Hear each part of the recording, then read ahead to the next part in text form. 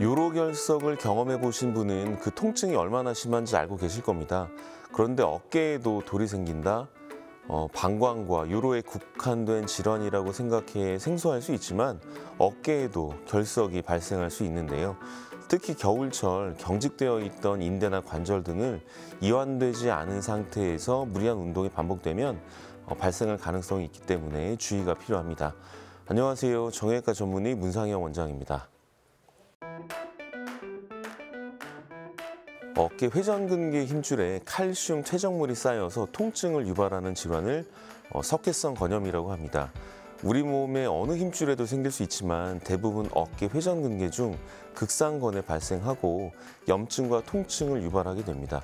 쉽게 얘기해서 힘줄에 돌이 생겼다고 이해하시면 됩니다. 아직까지 명확하게 원인이 밝혀지진 않았지만 힘줄의 미세 손상이나 퇴행성 변화, 혈류가 감소되면서 생기는 허혈성 손상 등이 원인으로 생각되어지고 있습니다. 충돌증후군 등으로 손상된 힘줄에 산소가 부족하게 되면 발생하는 경우가 많습니다.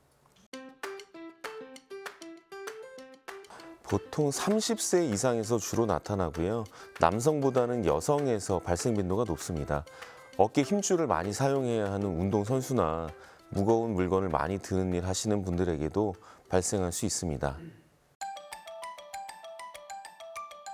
가장 큰 차이점은 관절 가동 범위의 제한 유무입니다. 50견은 어깨 가동 범위가 줄어들어서 특정 각도 이상 움직여지지 않지만 석회성 건염은 통증이 심해서 움직이기가 힘든 거지 억지로 움직이면 각도는 정상으로 나오는 게 특징입니다. 석회성 건염의 주증상은 갑자기 발생하는 극심한 통증입니다. 밤에 자다가 너무 아파서 응급실에 가야 하나 말아야 하나 고민이 될 정도의 극심한 통증이 생기면서 팔을 움직이기가 힘들어집니다. 환자분들 표현으로는 팔이 빠지거나 부러진 것 같다는 표현을 하는 분들이 있을 정도로 통증의 강도가 매우 센 것이 특징입니다. 석회성 건염 같은 경우에는 요도처럼 외부로 배출되는 공간이 없기 때문에 자연 배출은 안 되고 다만 힘줄과 활액막으로 자연 흡수가 되기는 합니다. 진단은 엑스레이와 초음파, MRI 등의 장비로 하게 됩니다. 증상이 심하지 않은 초기나 석회 사이즈가 작을 때는 간단한 스트레칭이나 약물 치료 등의 보존적 치료에도 반응이 나쁘지 않습니다. 다만 사이즈가 크거나 통증이 심할 땐 체외 충격파나 주사 치료를 해볼 수 있습니다. 꾸준한 치료에도 증상이 나아지지 않는다면 관절 내시경을 이용한 수술적 치료도 시행해 볼 수 있겠습니다. 침착된 석회를 제때 제거하지 않는다면 석회 때문에 염증이 악화되어서 2차적으로 50견이 생기거나 석회가 커지면서 힘줄 손상을 가속화시켜 회전근개 파열을 유발할 수 있습니다. 또한 석회 사이즈가 크다면 일반적인 보존적 치료 재발 확률이 70% 이상으로 높은 편입니다.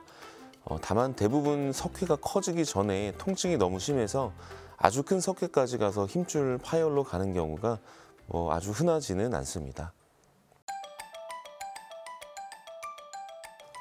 가장 도움이 되는 방법은 스트레칭입니다. 충분한 스트레칭으로 혈액순환을 원활하게 해주면 허혈성 손상에 의한 석회성 건염을 줄일 수 있습니다. 또한 어깨를 무리하게 사용하지 않는 것도 중요합니다. 피로가 누적되면서 힘줄과 근육의 유연성이 떨어지게 되고 힘줄과 뼈의 충돌을 유발하면서 미세 손상이 생길 수 있기 때문입니다.